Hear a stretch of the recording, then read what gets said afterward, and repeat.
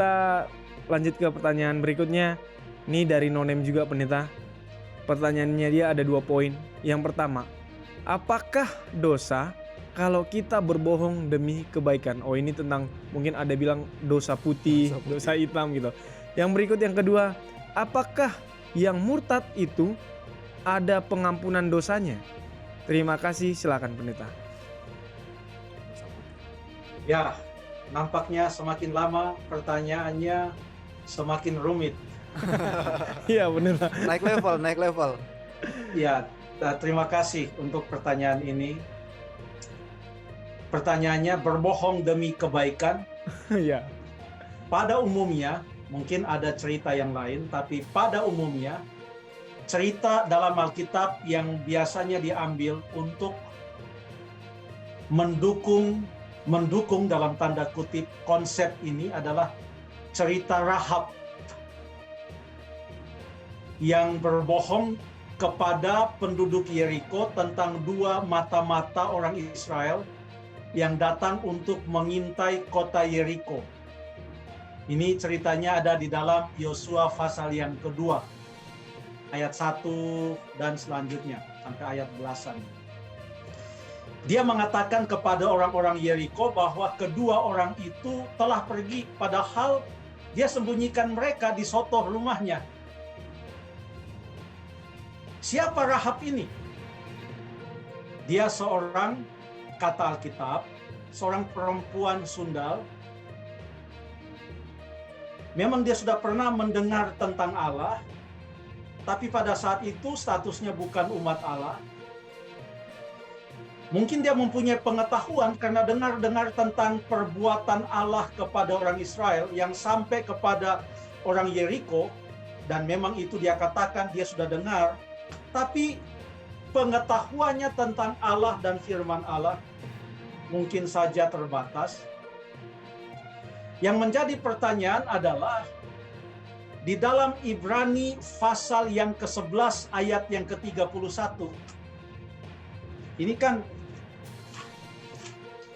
adalah merupakan satu pasal tentang pahlawan-pahlawan iman. Ibrani 11 ayat 31 berkata,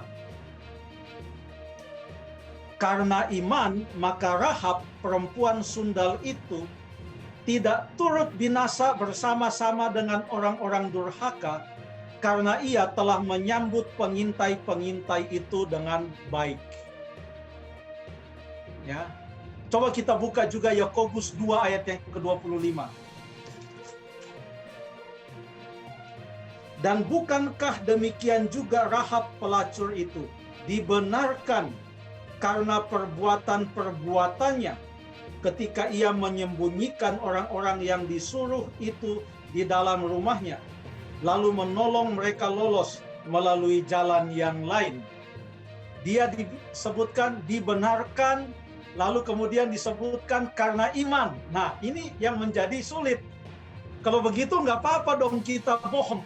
Karena bohong pun dia menjadi pahlawan iman. Perhatikan baik-baik bahwa Rahab dipuji karena iman dan perbuatannya. Menyembunyikan orang-orang itu dan menolong mereka lolos melalui jalan yang lain. Makanya dia dipuji. Tidak ada disebutkan di sana, kalau kita mau lebih spesifik, karena iman maka ia telah mendustai orang-orang Yeriko itu dan lain sebagainya. Memang sulit untuk diterangkan, tetapi saya mau kasih satu petunjuk. Saya duga, ini berdasarkan informasi yang sangat terbatas dari Alkitab ya, bahwa pengetahuannya tentang firman Tuhan itu sangat terbatas, sehingga pada waktu dia mengatakan kepada orang-orang Yeriko, oh kedua mata-mata itu sudah pergi, coba aja mereka. Padahal mereka bersembunyi di rumahnya. Dia menyangka dia sedang melakukan suatu perbuatan baik. Tidak mengetahui mungkin bahwa bohong itu dosa dan lain sebagainya. Mungkin begitu ya, tidak ada informasi yang lain. Tapi untuk membantu pendapat terserah kita buka peristiwa lainnya di kitab. Karena bukan hanya saja kita lihat sebagai orang yang bohong. Coba serta ini panjang tapi saya singkatkan. Dalam satu Raja-Raja pasal ke-11 ada seorang nabi yang masih muda yang suruh datang oleh Tuhan untuk menegur Raja Yerobeam menyembah berhala. Setelah ia menegur Raja Yerobeam, dia tidak mau singgah kemanapun, mau dikasih hadiah, tidak mau makan dengan Yerobeam karena dia katakan, Tuhan berfirman, aku tidak boleh singgah dan makan roti. Semua dia bilang Tuhan berfirman. Dengarkanlah seorang nabi senior, nabi yang tua. Nabi tua ini katakan kepada anak-anaknya, "Pelah naik keledaiku." Lalu dia naik keledai, dia datang menemui nabi yang masih muda. Lalu dia mengatakan kepada nabi yang masih muda ini, "Ayo singgahlah makan roti di rumahlah." Nabi muda ini mengatakan, "Tidak, Tuhan berfirman saya tidak boleh singgah." Tapi coba perhatikan apa yang dikatakan oleh nabi yang sudah tua itu. Ayat yang ke-18. Lalu jawabnya kepadanya, "Aku pun seorang nabi juga, seperti engkau." Bohong kan dia? Oh, belum bohong dia, belum bohong. Aku nabi, masih belum bohong dia. Sampai situ belum bohong. Oke, kita lihat di bohongnya di mana. Nah, dia lanjutkan, "Dan atas perintah Tuhan, seorang malaikat telah berkata kepadaku, bawa dia pulang bersama-sama ke rumahmu supaya ia makan roti dan minum air." Di situ dia bohong. Dan karena dia seorang nabi, sudah punya pengetahuan yang dalam tentang firman Tuhan, hafal 10 perintah Tuhan, dan perintah Tuhan yang ke-9 mengatakan, janganlah kamu bersaksi dusta. Makanya di dalam ayat ini, perhatikan Stephen apa yang dikatakan di garis yang terakhir pada ayat ini. Ayat ini berkata, tetapi ia berbohongnya. Untuk Rahab tidak ada keterangan seperti ini. Untuk nabi ini yang pengetahuannya tentang firman Allah sudah sangat dalam disebutkan di sana, tetapi ia berbohong. Rahab yang pengetahuannya sangat terbatas, Allah yang maha tahu dan maha adil, katakan dia adalah seorang pahlawan iman. Kalau kita masih mau tahu selebihnya, nanti kita ketemu dengan Yesus, kita tanya ini. Terima kasih. Ya, terima kasih. Tadi ada pertanyaan yang kedua ya? Ya, ada pertanyaan kedua. Apakah sorry. yang murtad itu ada pengampunan dosa? Langsung dua sekaligus ya pertanyaan. Silakan pendeta. Ini ya, ada kata murtad di dalam Alkitab banyak, tapi salah satunya kata murtad itu terdapat di dalam Ibrani pasal yang ke-6. Mari kita buka Alkitab kita. Ini yang bertanya siapa tadi? Dia tidak menyebutkan No namanya. name. No name. Oke, no name. Mudah-mudahan ada ya di sini ya. Sebab panjang-panjang kita bahas ini. Ibrani pasal yang ke-6, kita akan baca mulai ayat yang ke-4 sampai ayat yang ke-6. Baik ini ayat.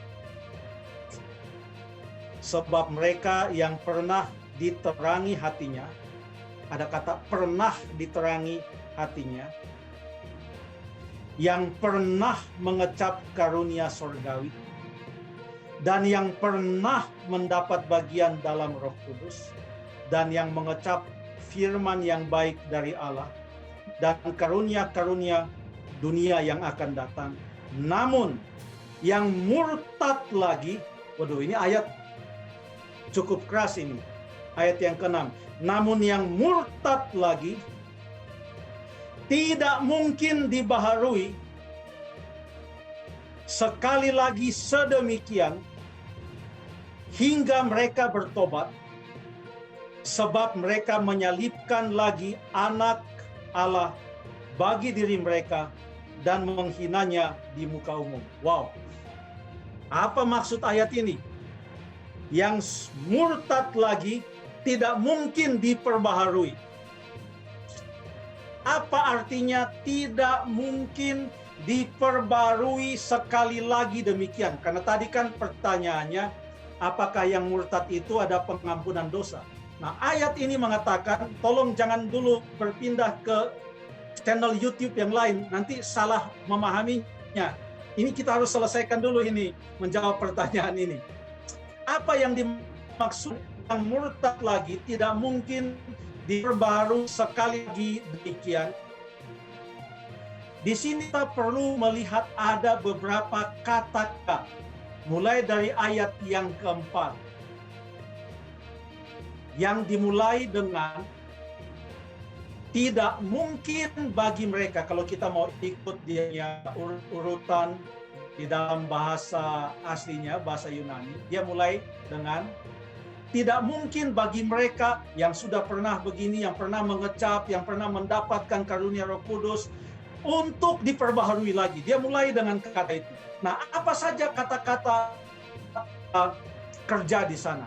Yang pertama adalah yang sudah pernah diterangi hatinya, pernah mengecap karunia rohani, pernah mendapat bagian dalam Roh Kudus, mengecap firman yang baik dari Allah, dan yang murtad lagi. Perhatikan pemirsa, Steve dan Jeff, semua kata-kata kerja itu ditulis dalam bahasa Yunani dalam bentuk lampau,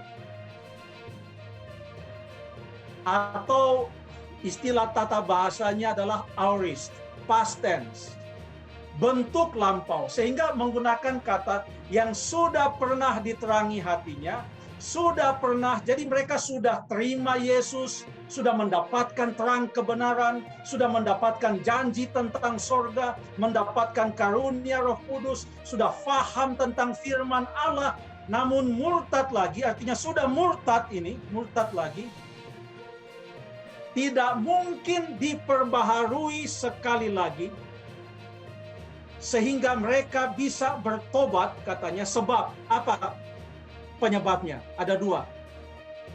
Sebab mereka menyalibkan lagi anak Allah untuk diri mereka dan menghinanya di muka umum. Perhatikan.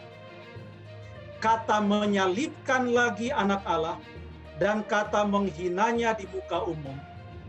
Kedua kata ini dalam bentuk sekarang atau presence. Dengan kata lain, tidak mungkin untuk memperbarui lagi mereka yang telah murtad dan memimpin mereka kepada kebenaran,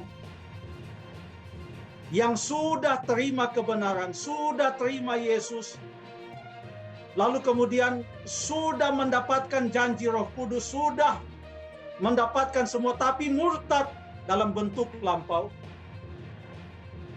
Tidak mungkin lagi mereka bisa bertobat atau diperbaharui jika mereka terus-menerus, karena itu bentuk present, terus-menerus menyalibkan Yesus dan terus-menerus menghinanya di muka umum. Mengapa? Karena Yesus adalah jalan satu-satunya kepada keselamatan. Kalau tiap hari mereka hanya mempermalukan dia di depan umum, tiap hari mereka hanya menyalibkan dia, dengan kata lain menolak dia sebagai satu-satunya jalan keselamatan, bagaimana mungkin mereka bisa bertobat? Mereka hanya bisa bertobat dan diperbaharui lagi kalau mereka berhenti menyalibkan Yesus atau menolak Yesus, berhenti menghina dia.